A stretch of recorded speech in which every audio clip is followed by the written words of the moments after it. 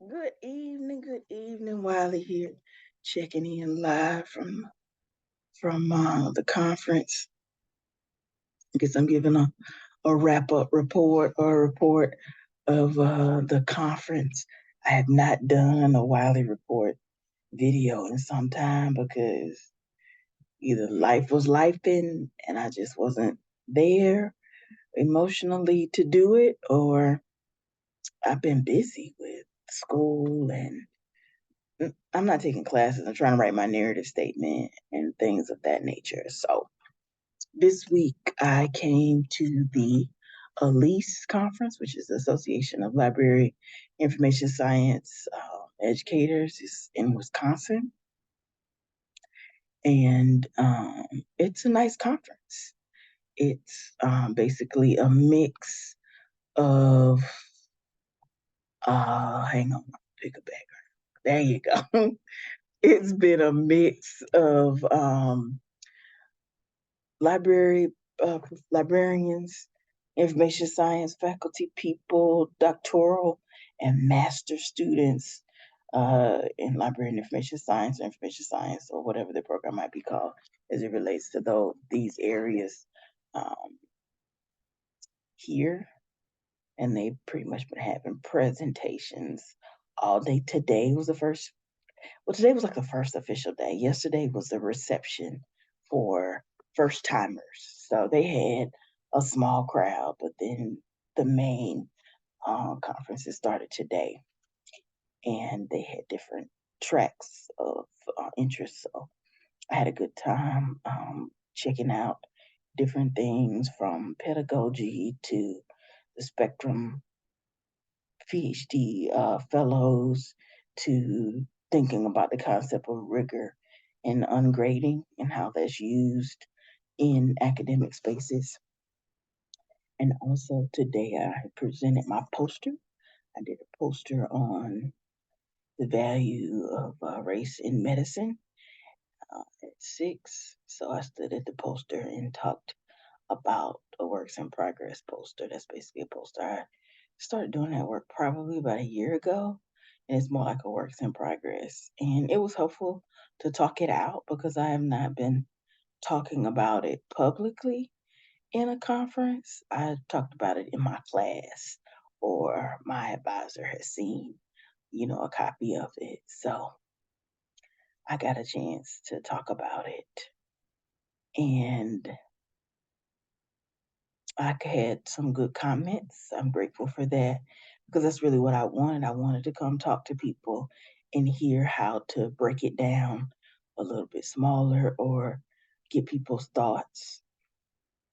Uh, and I did get that. So I'm proud of me for getting that done, for working through my nerves because today I was, this morning, I got up and went to breakfast, and then I was trying to do a little work on my narrative, but I felt a bit all over the place today. I couldn't decide what I was gonna wear. Would I wear a tie? Would I not wear a tie? I didn't wear a tie.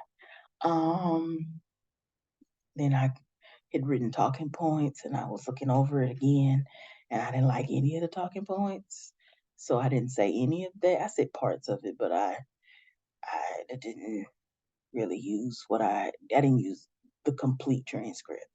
I use parts of it and then just talk from my expertise and, as I put on my poster, Wiley's perspectives. So, and I think that's been what's been the interesting part of this journey is getting comfortable in my voice talking about information science. I most of my experience has been academic librarianship, special librarianship, or STEM, science, technology, uh, engineering, faculty, science, graduate students, doctoral students, research data, staff, managers. That's been my audience. So to broaden and to not talk about those topics, it's felt like, wait, what am I doing? How do you do that? Am I saying the right thing? And then I'm learning it's really not a right thing per se, because the PhD is your PhD. You can take classes in my and everybody's program, depending on where you at, is different. So in my program, you take classes and then you do qualifying exam.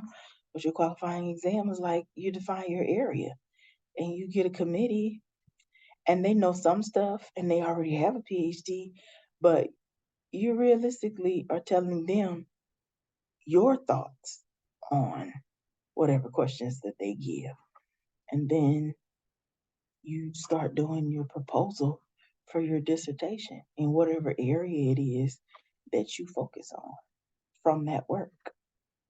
And it's just like dawned on me that the reason why I may perhaps it's been a bit difficult is because I've been trying to reach for what I already know. And sometimes that's helpful and I can do that. And sometimes I just have to talk from what I've seen and what I've read and my thoughts and be comfortable with that and get comfortable saying it to different people. And so, and then I think also there was sadness because when it comes to conferences, my dad was the person that I would call or I would talk to and talk out all of this stuff. And the fact that he's no longer here physically for me to do that, it's like you still feel that way, especially because I know the parts that I'm in will be parts that I know he knows exactly what to say. Um, and so, no, I don't always want to talk to Keychain, or I just don't, or I just try to navigate and move through it. So, the thing that I appreciated about today was that Baba, um, my spiritual parent, was sending instant message videos. That's one way we communicate and laugh or talk about things. And then I just decided to tell them how I felt about the day. And then they sent me a voice message, and it was what I needed to hear. So I will always be grateful to Baba for providing what I need when I need it. And that's what they've been for me, even when my biological father was alive. Papa stood in the gap or stood in ways to see me, to affirm me, or just to encourage and empower me in specific areas. And I always appreciate them for that. What else happened today? Also, after my poster experience, I went to dinner with two other doctoral students. It's been really great to go to dinner with people because I don't really know a lot of students. I know, I know some at my school, but I'm just saying, getting to know other people and hanging out with them in spaces has been helpful for me because it's felt lonely. If I'm real about it, it felt lonely at times even before doing the doctoral program because in Florida, it felt like, and it was that I had friends to like not just talk to on the phone, but to go out and have dinner and go do things with. And in Illinois, that I I have not had that consistently, not in the same.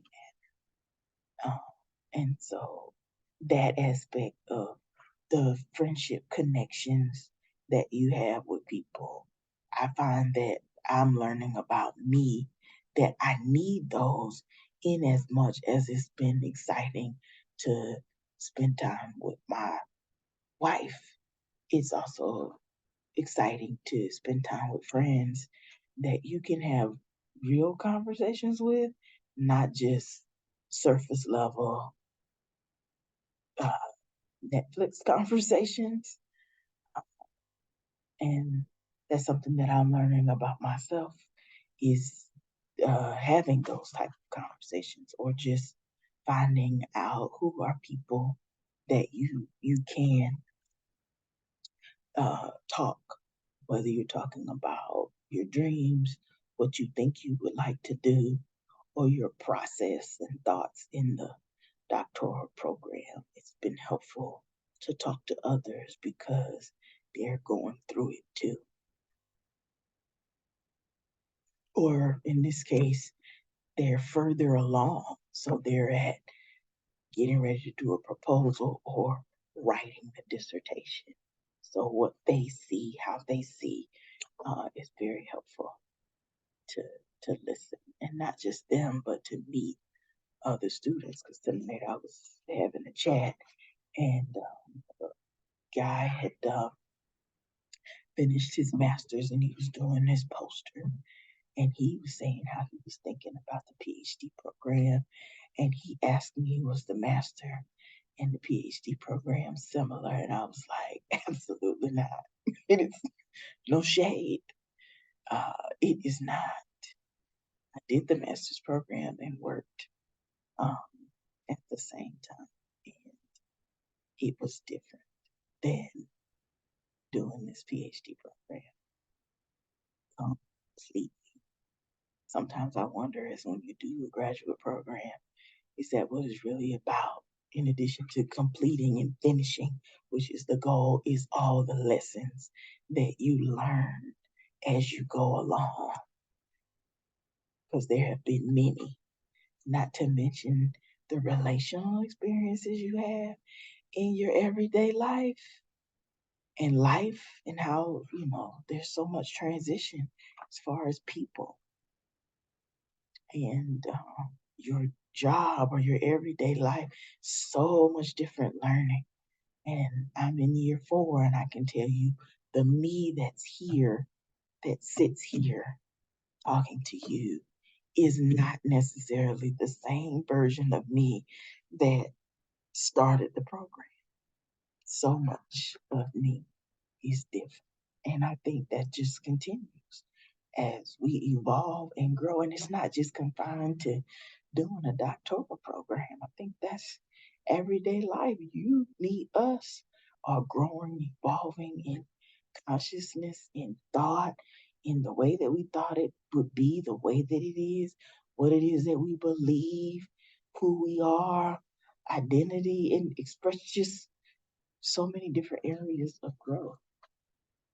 And that doesn't mean that in that area of growth, in as much as it is exciting and joyful and happiness, is also painful as fill it in. If I'm being real, it's painful. As my father would say, you pay for your learning, but your lessons are free. Let me tell you how that hurt. That hurts to know that your lessons are free. You pay for your lessons. They don't tell you what it costs. When you think about just what Baba was saying in the message, living out your dreams, it's an experience because I wanted to continue my education. I wanted to become a better researcher. And sometimes trying to figure out what that is, what that means, what that looks like. It's like you're gathering things. You're doing, having experiences. You're also saying, well, maybe not this. Well, how about if I think about it this way? How about I do it this way? And it's not just that in terms of the program, it's that in terms of life, in every aspect of it. So that's where I'm at. Never really get my camera right, so sometimes it look like I'm this. So anyway, this is a different computer. So what else I got? Cause let me think. What else? I went to the Thai restaurant. It's called the King and I. Interesting thing about Wisconsin, some things are not open on Monday, but the Thai restaurant was really, really good. I had red curry and I had a spring roll. It was very good, and I enjoyed it. We had really good conversation, and I enjoyed it. And I also enjoyed the fact that it's right across the street from the hotel. What can I say about the hotel? The Hyatt has never disappointed. Um, Space wise, the hotel room and all that is fine. That's not an issue. I think the difference is that they don't really serve food. They have like a breakfast place that's like 6 to 11, and it's $18, and it's a buffet. The saving grace has been the Starbucks that's right there. Um, and then they have a bar that it doesn't open until 5, but it's not what would be considered dinner food. It's kind of like you fill your stomach up to go with your drink, your beverage, or you just, lull it down. Y'all know, come on, people who drink spirited beverage, you know what you got to do to float your stomach,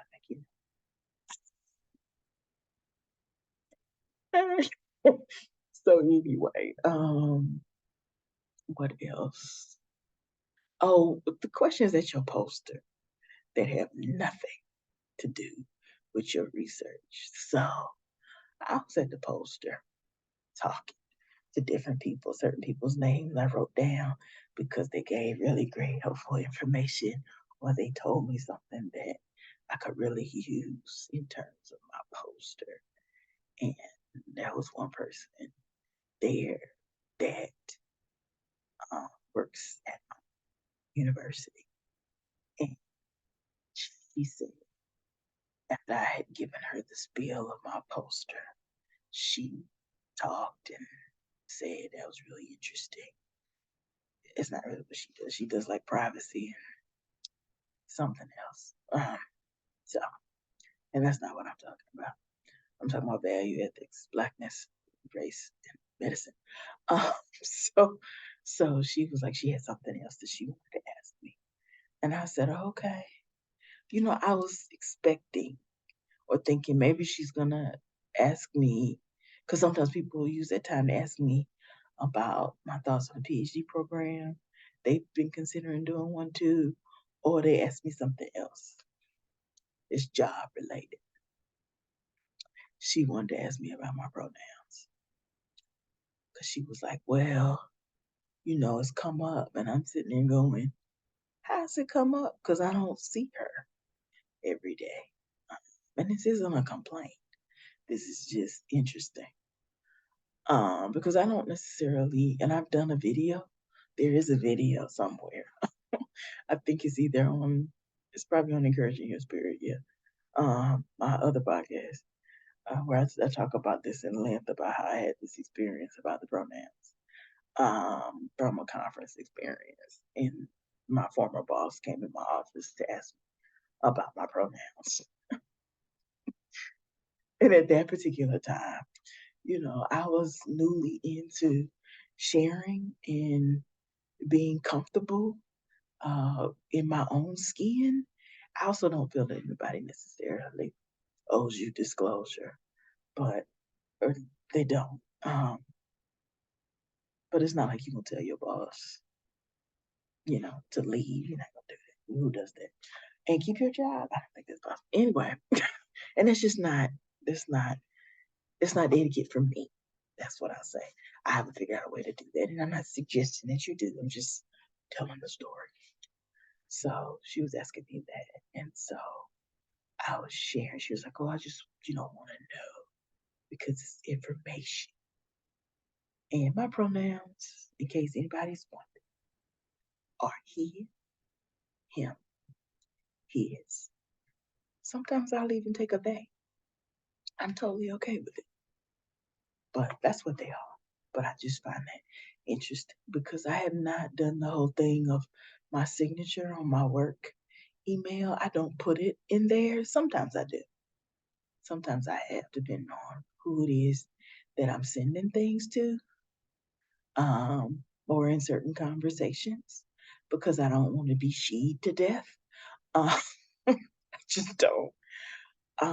And I know with me, my position is I do not uh, deny that, for example, there are publications that I wrote that are in my given name.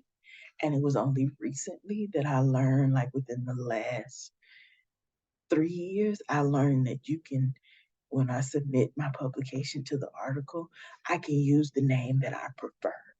I did not know that. Uh, and so there are publications with my given name. I also don't have a problem with the fact that with my given name. I just am not that person anymore. And in case we're wondering, because I'm talking about it, my given name is Christy. So there are publications with Christy A. Wiley on them. I also don't deny that Christy is a part of my experience. And I honor the lessons that I learned and life and lived experiences there.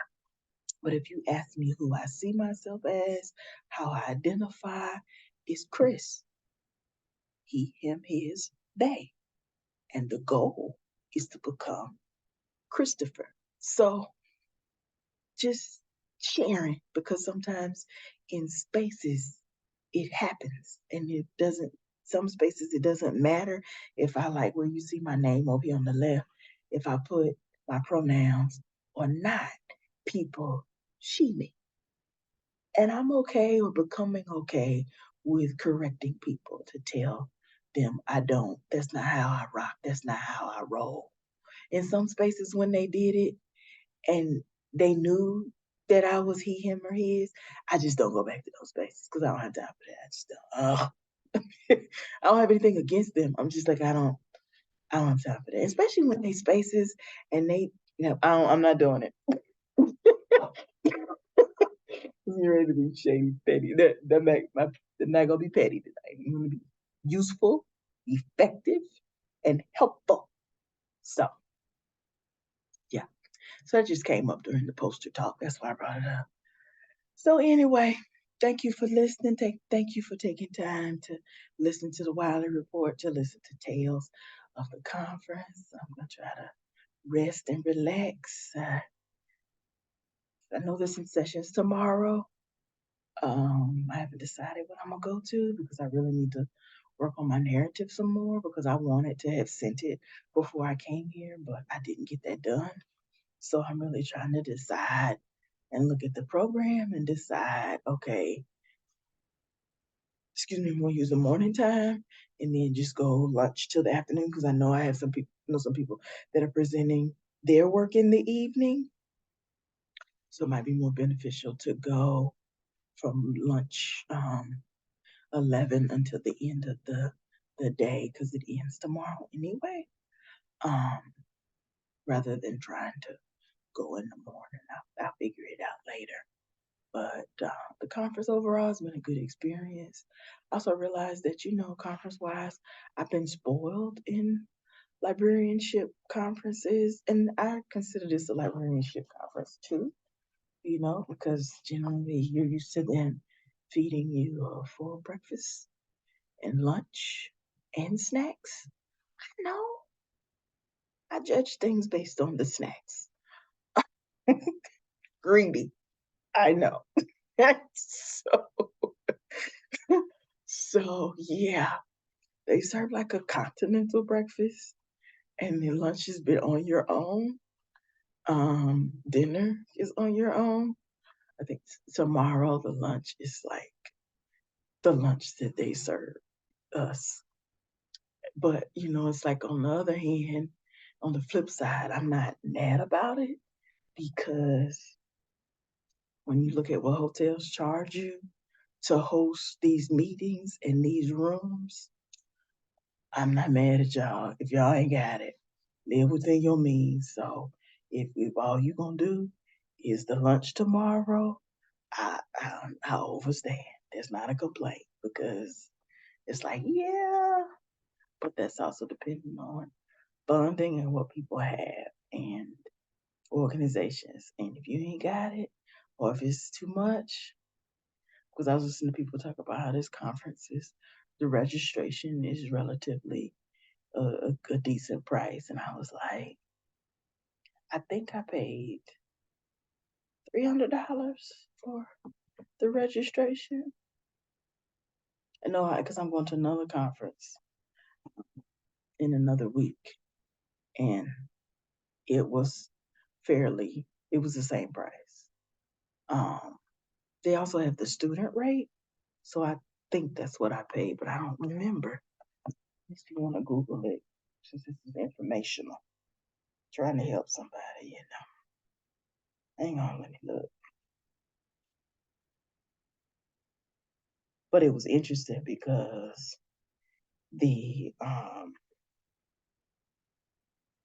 in engineering, there's the Association of Engineering Education, and their registration be like $700. So that's why I was like, if this is what you pay, this all right. This ain't bad. That when you be paying out $700. Let me think. Yeah, because the early bird that was through from the end of June to August the 4th for a full time professional was $500, but the student was $200. So yeah, and I was able to do the student because I'm a doctoral student. Um, some conferences don't let you do the student because you have to be taking like unless you're taking a full time student. Because I know with the Association of Engineering Education, they want you to be a full time student, not just part time. So, and conferences have their rules. But when you think about that in terms of, not just from the student, these are things that I've learned after the fact.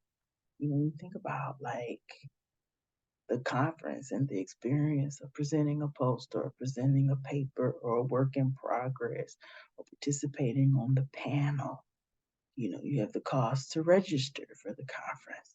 You have the cost to get there and the cost to stay there. And those costs add up. Whether your institution pays for it up front or they do reimbursement, that's expensive.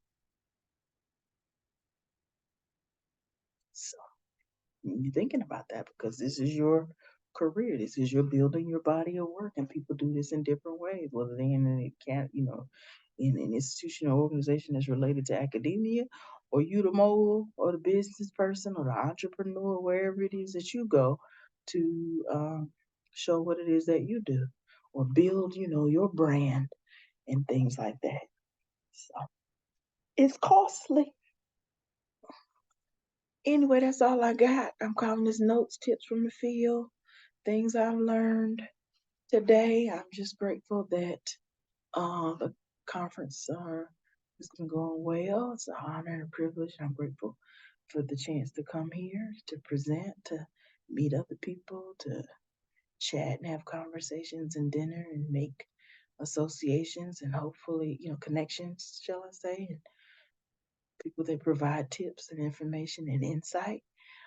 So that's helpful. It's also learning a community.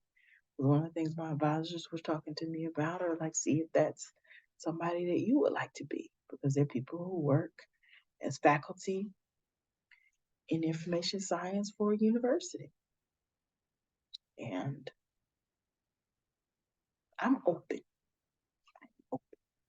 to where finishing my degree will take me. I'm interested in seeing a lot of different communities and figuring out what they do. So it's being open to different things and a different way of experiencing it because working in the library, even though librarians at my institution are faculty at faculty status and I did like tenure in the library,